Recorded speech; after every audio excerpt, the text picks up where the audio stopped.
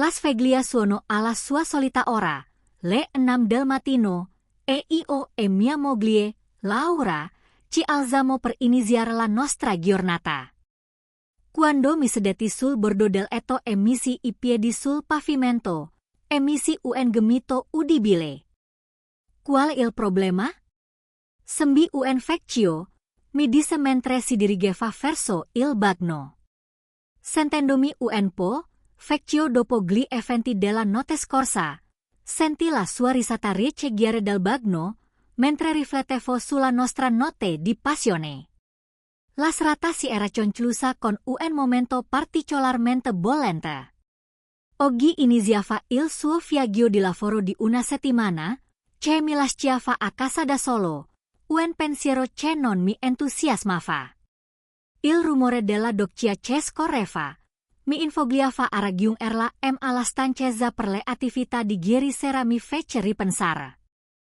Quando torno in camera da letto, il suo umore era allegro, in netto contrasto con la mia autocommiserazione.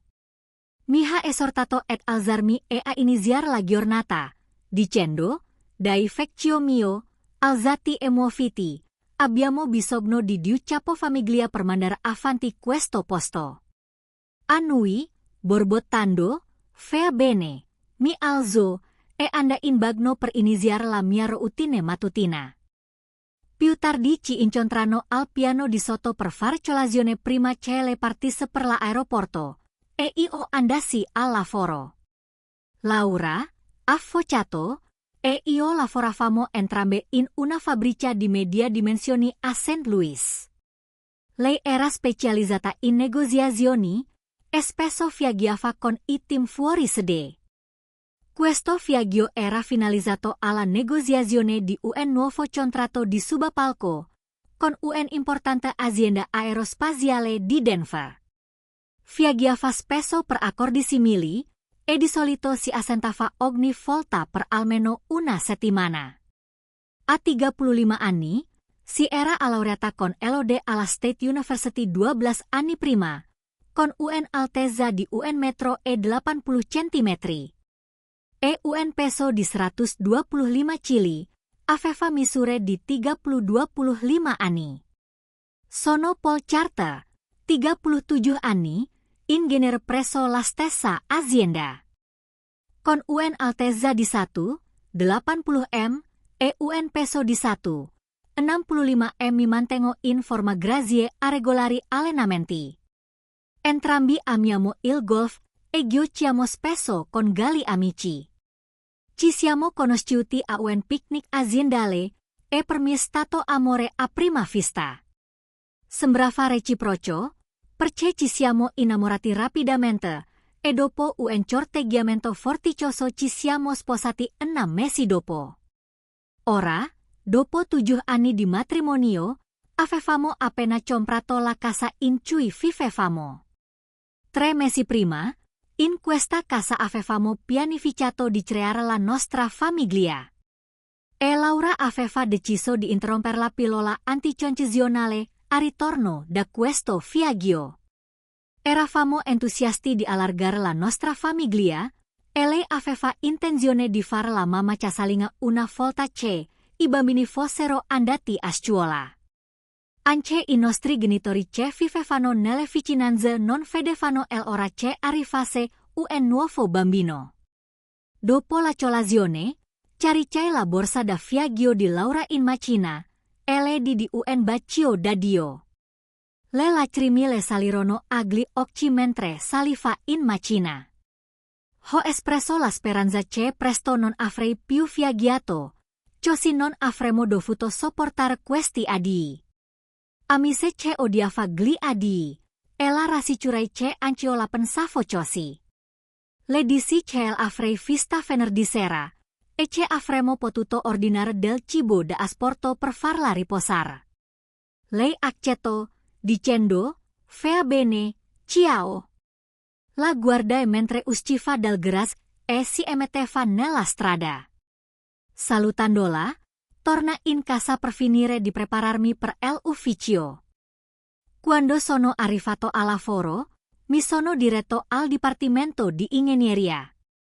Ho preso una tazza di caffè nella sala ristoro, e mi sono seduto alla mia scrivania. Proprio mentre mi stavo mettendo comodo, squillo il telefono. Risposi identificandomi come Carta. Il mio capo, Mike, mi chiese di andare nel suo ufficio. Accettai, presi il mio caffè e mi diresi verso il suo ufficio. Mike si ricordò che venerdì scorso gli avevo accennato che Laura sarebbe stata in viaggio questa settimana. E mi presentò un'opportunità. Tom Bennett, il nostro tecnico dell'assistenza sul campo in California, era malato e non poteva occuparsi di un problema che un cliente di San Jose aveva con uno dei nostri modelli. Data la mia esperienza con quel modello, Mike mi ha chiesto se fosse interessato a recarmi a San Jose per risolvere il problema. Ho accettato, facendo notare che non c'era molto da fare in ufficio. E che ero solo questa settimana. Mike mi ha detto di chiedere a Sara di organizzare le mie prenotazioni e i miei biglietti e di contattare il cliente per capire il problema. Sentendomi più allegro, mi sono fermato alla scrivania di Sara, la segretaria di Mike. E lo ha informata sulle mie esigenze di viaggio. Più tardi, dalla mia scrivania, chiama il cliente per conoscere i dettagli del suo problema. Prima di tornare a casa a fare le valigie. Mentre tornavo a casa, mi venne in mente un piano. Se avessi finito di fare i bagagli in fretta, avrei potuto sorprendere Laura con una deviazione a Denver sulla via del ritorno. L'idea di trascorrere qualche giorno con lei a Denver stava diventando sempre più allettante. Mentre aspettavo il mio volo all'aeroporto, provai a chiamare il cellulare di Laura, ma non rispose. Così, le lasciai un messaggio vocale dicendo che sarei stato a casa dei miei per un paio di giorni e che avrebbe potuto raggiungermi sul mio cellulare la sera. Tutto è filato liscio. Martedì mattina sono arrivato presso la sede del cliente. Ho effettuato le regolazioni necessarie all'apparecchiatura e nel pomeriggio l'ho fatta funzionare correttamente. Tornato in albergo, ho chiamato la compagnia aerea e ho prenotato un volo che mi avrebbe portato a Denver alle pukul 21 ora di Montagna. Dopo aver lasciato il hotel di San Jose, ho guidato fino all'aeroporto di San Francisco e ho cenato lì. Mentre mangiavo, Laura mi ha chiamato al cellulare e abbiamo chiacchierato per qualche minuto. Mi chiese dei miei genitori e io risposi come se fosse a casa loro. Laura mi disse che le trattative stavano procedendo, ma che era esausta e che aveva intenzione di trascorrere una serata tranquilla nella sua camera d'albergo. Ci siamo salutati affettuosamente e dopo aver terminato il pasto, mi sono imbarcata sul mio volo delle 21.005. All'arrivo al hotel di Laura ho fatto il check-in alla reception e dopo aver confermato la mia identità, mi hanno consegnato un biglietto per entrare nella sua suite. Entrando silenziosamente nella sua suite, enam di una lampada accesa sul tavolo del computer con il portatile chiuso. Tuttavia, Laura non si trovava da nessuna parte. Posai la valigia e controllai la camera da letto e il bagno, trovandoli vuoti. Pensai che non fosse ancora tornata? Decisi di aspettare nella suite o di controllare il salone per vedere Serali? Poi notai che la porta della stanza adiacente era leggermente socchiusa. Mi avvicinai e la porta si aprì senza problemi su giardini benogliati. All'interno, il soggiorno e la suite adiacente erano vuoti. Per presa entrare nella stanza e fu sorpresa di sentire un gemito provenire dalla camera da letto. Mi si strinse lo stomaco e sudai freddo mentre mi avvicinavo silenziosamente alla porta della camera da letto. Anche se il cuore mi batteva forte, il respiro mi si bloccò in gola. Attraverso la luce fioca della stanza, enam di Laura, nuda e rivolta verso di me. Impegnata con un uomo di cui non riuscivo a vedere il volto. Il mio impulso iniziale fu quello di irrompere e affrontare sia lei che l'uomo. Ma riuscì a tenere a freno le mie emozioni. Mi allontanai lentamente dalla porta e tornai nella sua suite. Presi la macchina fotografica digitale che avevo portato con me per le foto turistiche e tornai alla porta dell'altra camera da letto. Spegnendo il flash e regolando la fotocamera per le condizioni di scarsa illuminazione. Scattai silenziosamente diverse foto della scena del letto. Senza che loro se ne accorgessero. Erano così presi dalle loro attività che i loro occhi rimasero chiusi, incuranti di ciò che li circondava. Prima di tornare nella sua suite, notai una valigetta aperta sul tavolo con un biglietto da visita che recitava James Walker, capo negoziatore della nostra società. Lo infila in tasca nella sua suite. Usai un cavo di interfaccia fotocamera computer per collegare la macchina fotografica al suo portatile.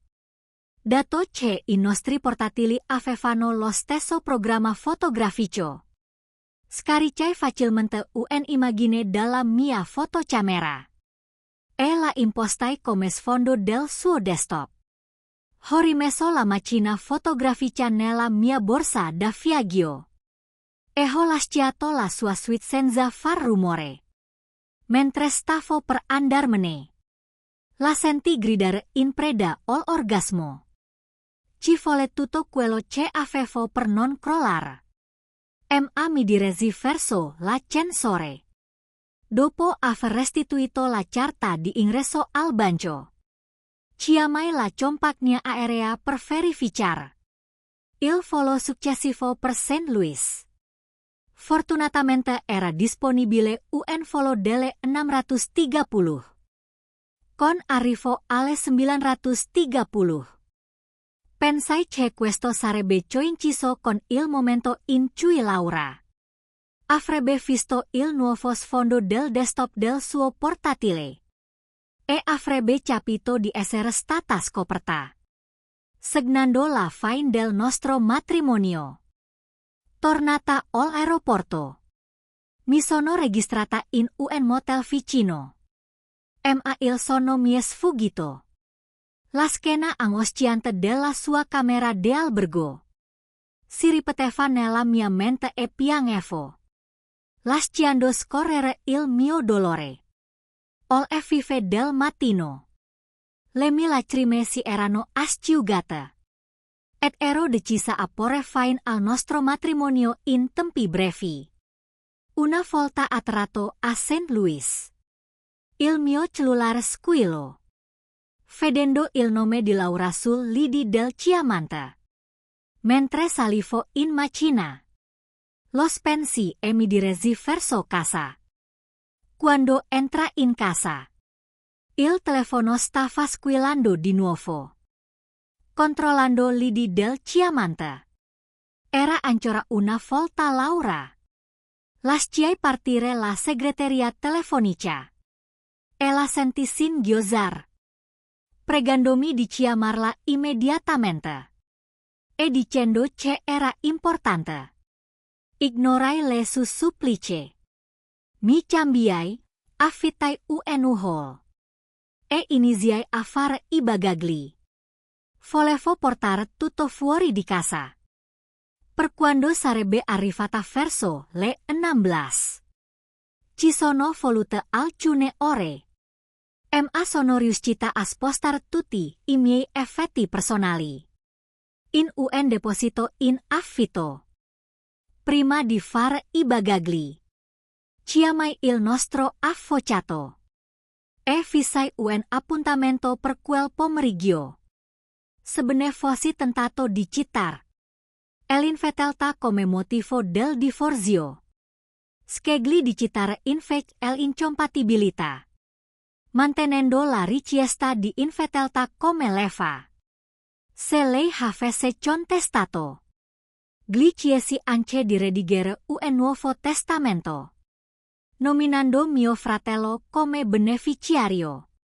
Sono passato in banca per trasferire metà dei nostri risparmi e dei nostri conti correnti. I nuovi conti intestati esclusivamente a me. Poi ho chiamato il mio consulente per fare lo stesso con I nostri conti di investimento. Con il cuore pesante. Mi percaya a casa dei miei genitori. Con la valigia al seguito. Quando entrai. Mia madre mi five. Et esclamò. Paul, dove sei stato? Laura ha chiamato più volte per cercarti. Le hai detto che saresti rimasto qui. Il mio padre pensionato. Ci raggiunse. E io mi sedetti per spiegare tutto. Rimasero schiocciati quando rivela il tradimento di Laura. E la fine del nostro matrimonio. Ci si poteva star con loro. Finché non avessi trovato un appartamento immobiliato. E loro acconsentirono. Il mio tempismo fu quasi perfetto. Perché verso le etin. Mentre stavamo per sederci a tavola. Suonò il campanello. Mio padre andò ad aprire. E pochi istanti dopo tornò con una Laura. Visibilmente angosciata. Mi chiese perché non rispondevo alle sue chiamate. Insistendo che dovevamo parlare. Notando che avevo spostato tutte le mie cose fuori di casa. Penso che il messaggio lasciato sul mio desktop avrebbe spiegato tutto. Le dissi che temevo fosse lei. E le proposi di trovare un posto dove parlare. Le dissi chiaramente che non ero più il suo amore. E che non avevo nulla da discutere con lei. Il divorzio era già in corso. E ogni ulteriore comunicazione doveva essere gestita dai nostri avvocati. Le dissi che quello che avevo fatto a Denver aveva cancellato ogni residuo sentimento che provavo per lei. E le chiesi di andarsene per poter finire la mia cena in pace. Lei implorò di parlare. Ma io insistetti che non c'era più nulla da discutere. Finché non avessimo affrontato la questione della sua infedeltà. Le dissi che avevo delle prove. E che intendevo affrontare il suo amante James. Il giorno dopo. Continua a supplicare. Ma le dissi di andarsene perché la mia cena si stava raffreddando.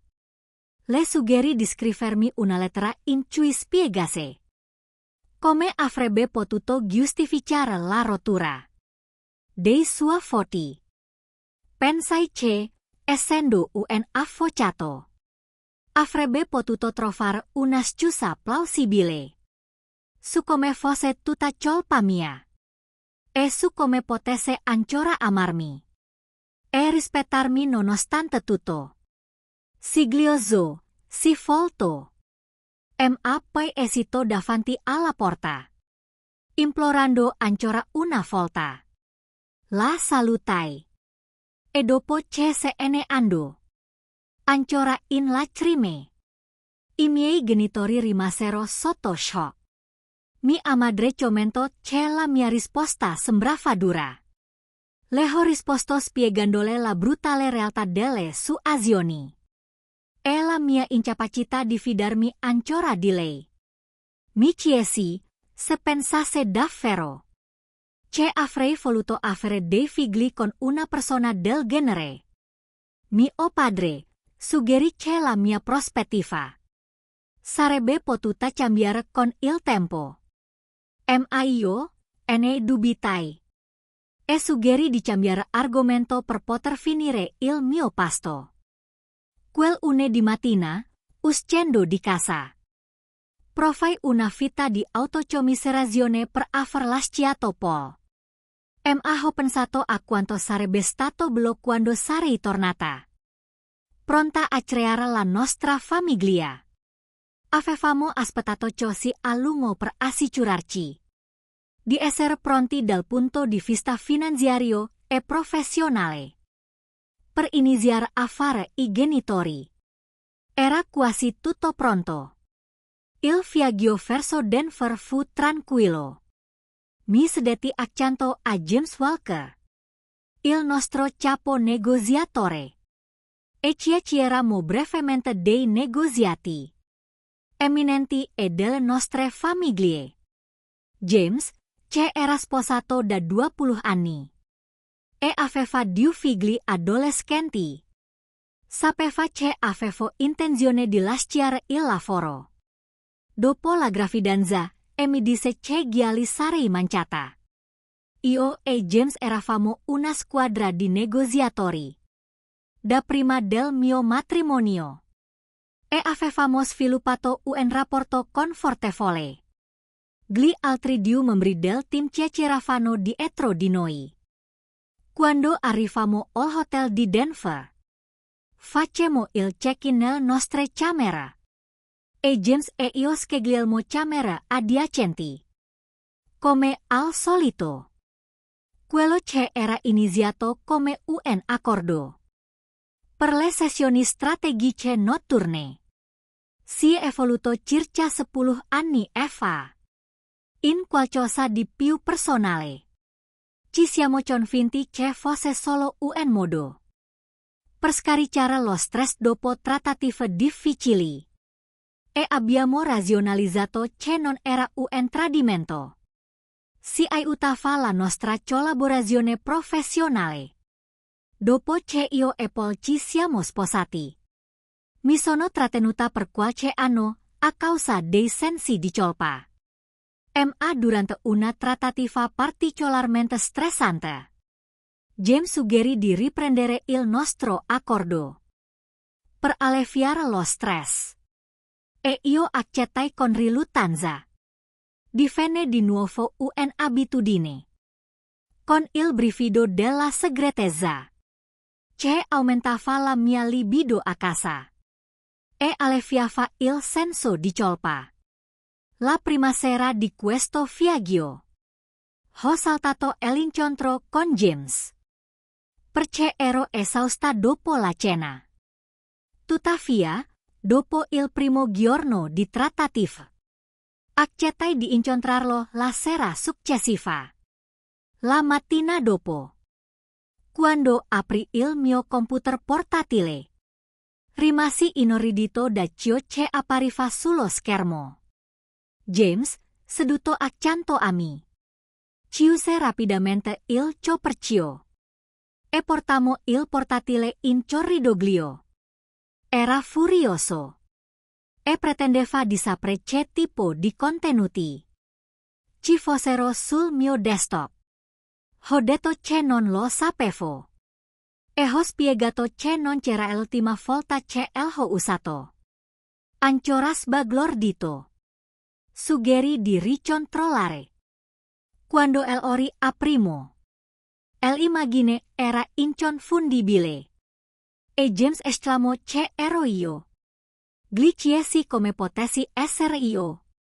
Ma lui insistette che probabilmente era lui con me, anche se il mio volto non era visibile. Gli chiesi se avessi lasciato il portatile incustodito in qualche momento del giorno precedente. Ha negato, dicendo che era con lui per tutto il viaggio e nella sua suite mentre era nella mia. Mi sono chiesta se qualcuno potesse essere entrato nella mia stanza con una telecamera. Ma lui non l'ha pensato.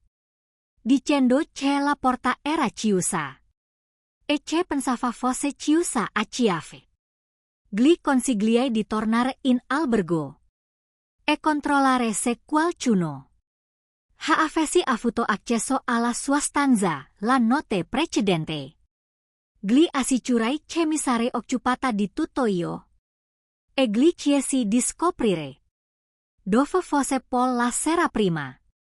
Era scettico, dicendo che non poteva essere Paul, visto che aveva parlato con lui a casa dei suoi genitori. Gli chiesi se avesse chiamato Paul con il telefono dei suoi genitori. E lui rispose che Paul gli aveva chiesto di usare il suo cellulare. Preoccupata, disse che non mi piaceva come suonava, perché Paul poteva essere ovunque. Durante la loro conversazione, disse James di chiamarmi al cellulare se avesse saputo qualcosa.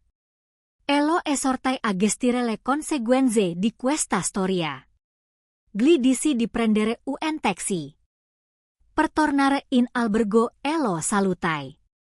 In preda all'ansia, ipotizzai che Paul potesse aver scattato la foto e averla messa sul mio portatile. Come ultimo messaggio, che il nostro matrimonio era finito. El ha detto alla recepción. Organizzò rapidamente un taxi. E nel giro di 15 minuti ero di nuovo in albergo. Andai subito alla recepción per verificare se qualcuno fosse entrato nella mia suite. L'impiegato confermò che un certo Paul Charter aveva ritirato la chiave magnetica alle pukul 21.45 della sera precedente. Ed era tornato circa mezz'ora dopo. In quel momento, la realtà mi colpì duramente. Il mio matrimonio era probabilmente finito.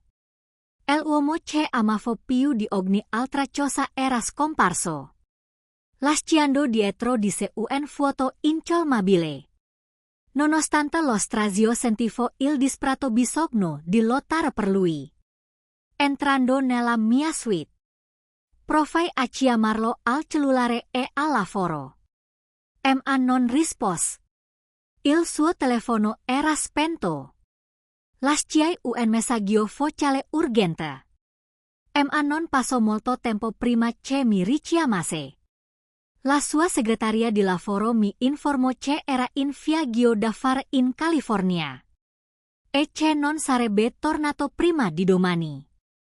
Mi resi conto che era andato in California e aveva deciso di fermarsi sulla via del ritorno per farmi una sorpresa. Credo che entrambi siamo stati colti di sorpresa. Chiamai i suoi genitori che non lo vedevano da diversi giorni e chiesi loro di farmi chiamare se si fosse fatto vivo. Lasciai un messaggio anche sul loro telefono di casa. Da sola nella suite, provai un'ondata di disperazione. Non avendo modo di contattarlo, decisi di tornare a casa. Prenotare il primo volo disponibile per St. Louis. Feci le valigie e informai James della situazione. La risposta di James fu sommessa. Riconosceva che sembrava che entrambi stessimo affrontando la prospettiva del divorzio o qualcosa di peggio. Fece notare che la politica della nostra azienda proibiva rigorosamente ai dipendenti dirigenti di fraternizzare e avvertì che entrambi rischiavamo di perdere il lavoro. Se la cosa fosse venuta alla luce, il che avrebbe macchiato la nostra reputazione professionale. Espresse la sua preoccupazione per la perdita di Paul e ammise che la perdita della sua famiglia sarebbe stata altrettanto devastante. James mi consiglio di tornare a St. Louis. E trovare po sperando che forse, solo forse, avrebbe ascoltato la ragione. Mi dice che aveva prenotato un volo in partenza a mezzogiorno, con rientro previsto per le pukul 16.30. Sottolineo l'importanza di trovare Paul e di parlargli e mi promise di aggiornarmi su come erano andate le cose. Ci salutamo e io presi la mia borsa e il mio portatile. E mi affrettai a scendere nell'atrio. Feci il check-out e presi la limousine del hotel per andare all'aeroporto, con la mente in preda alla preoccupazione.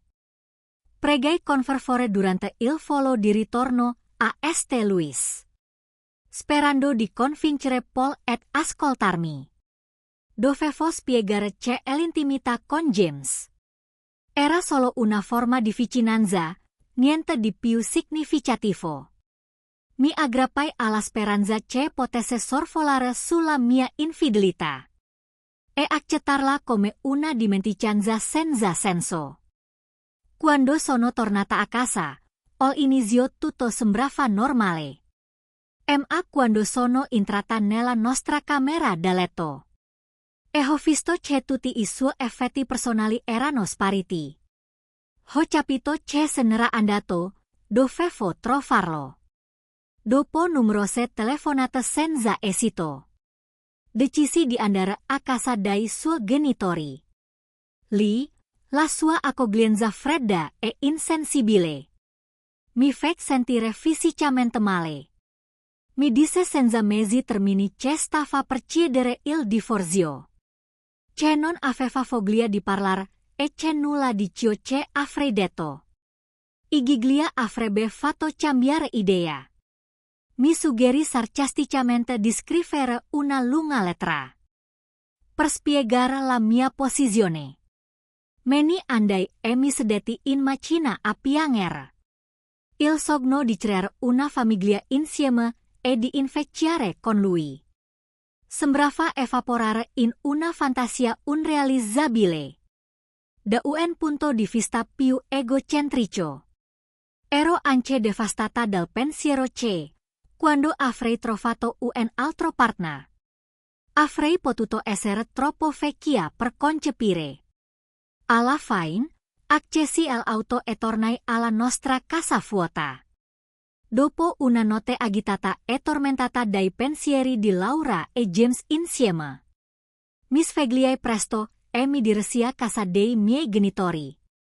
Preparai il caffè e recupera il portatile e la macchina fotografica.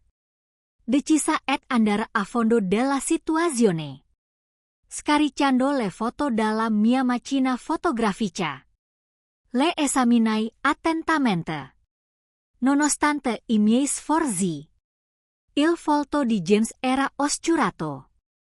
Tuttavia, notai un tatuaggio sul braccio destro, che si protendeva verso il petto di Laura. Un cuore con il nome Lisa. La moglie di James era Lisa.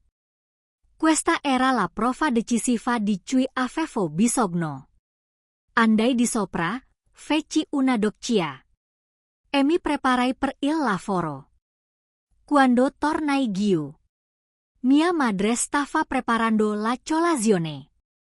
Più tardi, al lavoro, masterizzai un paio di CD con le foto e un primo piano del tatuaggio di James. Nesta ampai diverse copie e le organizzai in una cartella prima di recarmi al reparto risorse umane. Chiesi di Fedrep Hill, il direttore, che conoscevo per via delle uscite a golf, posizionando la cartella di foto davanti a lui. Spiegai che, sebbene le immagini potessero sembrare inappropriate, ritrevano mia moglie e James Walker. La data e l'ora delle foto confermavano che erano state scattate martedì sera nella suite del hotel di James a Denver, durante un viaggio aziendale. Pil sembrava visibilmente schiok chato. Emicie seco sapote fafar. Gli proposi di licenziarli entrambi per giusta causa. In base alla politica aziendale contro la fraternizzazione. Feci notare che questa clausola non era mai stata applicata prima d'ora. E chiesi se fosse sicuro di perseguire questa linea adesione. Ho accennato al fatto che avrebbe portato alla luce la relazione. E ho ipotizzato che stesse prendendo in considerazione il mio progetto di divorziare dall'Aura per questo motivo. Informa Ipil che il mio avvocato stava già preparando I documenti per il divorzio. MAC se lui non avesse deciso di intraprendere un'azione legale contro James e l'Aura. Avrei intentato io stesso una causa contro la società. Pil accetto di portare la questione all'ufficio legale e di avviare il processo. Poi mi incoraggiò a passare al punto successivo della discussione. Ho incontrato il mio capo, Mai, per aggiornarlo sulla situazione. Era visibilmente inorridito dai dettagli della relazione di mia moglie con James Walker. Quando ho chiesto il resto della settimana di ferie, prontamente ha consentito. Prima di andarmene si congratulo con me per la gestione del recente progetto. Il che fu una piccola consolazione in mezzo al caos. Durante il mio viaggio in California, il cliente aveva elogiato la mia rapida risoluzione del problema.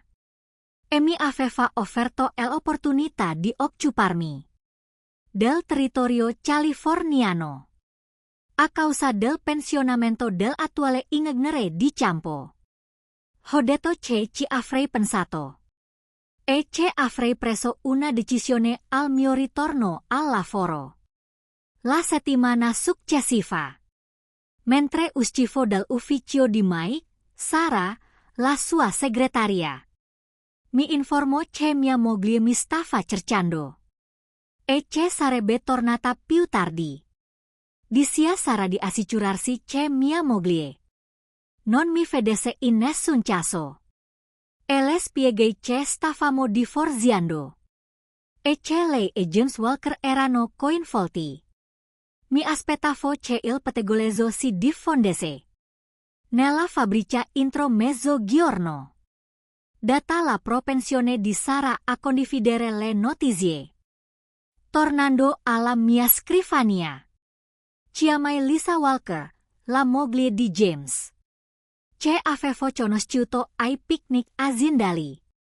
Sapevo che questa riflessione sarebbe stata dura per lei. Ma ritenevo importante affrontare la situazione di petto. Le spiegai la situazione e chiesi un incontro. Lisa accettò di incontrarmi e mi diede il suo indirizzo. Pianificai di andare a trovarla entro 15 minuti. Arrivando a casa Walker, ero pervasa da un misto di timore e determinazione. Volevo che James affrontasse le conseguenze delle sue azioni. E non volevo che Laura si facesse carico di tutte le conseguenze. Lisa mi salutò e mi offrì un caffè che accettai. Decisi di essere diretta. Le esposi la relazione tra James e Laura. La mia decisione di divorziare e la mia intenzione di farli licenziare entrambi. Le dissi che l'informazione sarebbe stata presto pubblica. E mi offrì di mostrarle le fotografie come prova. Con mia grande sorpresa, la reazione di Lisa fu sommessa. Ammise di aver sospettato per anni l'infidelità di James, soprattutto durante I viaggi aziendali. Ma di aver sperato che non fosse vero. Riconosceva il ruolo precedente di James come marito e padre devoto. Lisa espresserà amariccio sia per il mio matrimonio che per la sua situazione. Era preoccupata per l'impatto del potenziale licenziamento di James. E per le difficoltà che avrebbe potuto incontrare nel trovare un altro lavoro ben retribuito. Si offrì di mostrarmi alcune fotografie se le volevo. Et espresse gratitudine per il preavviso. Dicendo che avrebbe rivisto le foto quando si sarebbe sentita abbastanza forte. Mi scusai. Spiegando che non potevo lasciar correre. Soprattutto perché Laura e io eravamo sul punto di mettere su famiglia. Sottolinea l'importanza della fiducia e del rispetto in una relazione. Qualità che ritenevo la futura madre dei miei figli dovesse incarnare. Lisa ha preso atto della mia decisione. E mi ha ringraziato per averla informata direttamente. Anziché farglielo dire da altri. Comprendeva la mia situazione. E prevedeva la devastazione di Laura. Quando sarebbe venuta a conoscenza della relazione. Avrebbe voluto che si trattasse di un errore occasionale. Ma credeva che fosse stato continuo. Il che rendeva più difficile accettarlo. Ora che era stato scoperto. Lisa si dichiarò orgogliosa della propria forza. E decide di andare a testa alta. Le assicurai che le avrei fatto sapere. Se avessi avuto bisogno di altro prima di andarmene. E tornare a casa dei miei genitori. Aggiornamento sono passati 6 mesi. Da quando ho avviato la procedura di divorzio. Stea mattina ho ricevuto la copia dell'accordo definitivo. Dopo l'ultimo incontro con Laura a casa dei miei genitori. Non l'ho più vista né parlata. Il mio avvocato ha gestito tutto. Le ho consegnato la casa fortemente ipotecata. E il suo contenuto, liberando tutte le pretese su di me. E ho fatto rimuovere il mio nome dalle ipoteca. Lisa è assunta la piena responsabilità dei pagamenti. Ma senza un lavoro, ha dovuto vendere la casa in perdita. Ha cercato di contestare il divorzio. Ma ho minacciato di cambiare i motivi in infidelità. E di pubblicare le foto di lei e James online. Se non avessi firmato i documenti entro forti e itore. Ha firmato prontamente. Sembra che non volesse combattere quella battaglia. Anche se è stata licenziata dal suo lavoro. Ha trovato un'altra posizione nel giro di un mese. Anche se non offriva lo stesso stipendio. O gli stessi benefici. Ho sentito che stia facendo l'amministratrice. E stia uscendo di nuovo con qualcuno. Buona fortuna al suo nuovo partner. Per quanto riguarda Lisa. Ha divorziato da James e l'ha messo sul astrico. Dal punto di vista finanziario. James ha anche trovato un nuovo lavoro. Dopo essere stato licenziato. Ma sta lottando per pagare gli alimenti. Un contenimento dei figli con il suo stipendio ridotto. Ora vivo a Santa Maria in California. Un luogo tranquillo vicino alla costa. A metà strada tra la Bay Area e Los Angeles. Mi sono trasferita qui circa 4 mesi fa. E mi sono sistemata in un complesso di appartamenti. Pieno di single e di Giovanni Coppie. La maggior parte dei quali stia risparmiando. Per pagare l'anticipo di una casa. I prezzi delle case qui sono alti. E ci vuole una quantità significativa di denaro. Per entrare nel mercato. Attualmente frequenta una ragazza fissa. C5 nello stesso complesso. Come mi è divorziata. Ma abbiamo trovato un ritmo piacevole insieme. Stiamo facendo un passo alla volta. e vediamo dove ci porterà. Soprattutto in considerazione dei miei frequenti viaggi. Ho bisogno di trovare qualcuno di cui mi possa fidare pienamente prima di prendere di nuovo in considerazione il matrimonio. Riconosco anche che il tempo sta andando avanti. Se vogliamo creare una famiglia, devo prendere una decisione al più presto. Gli orologici biologici non aspettano. Grazie per aver seguito la mia storia.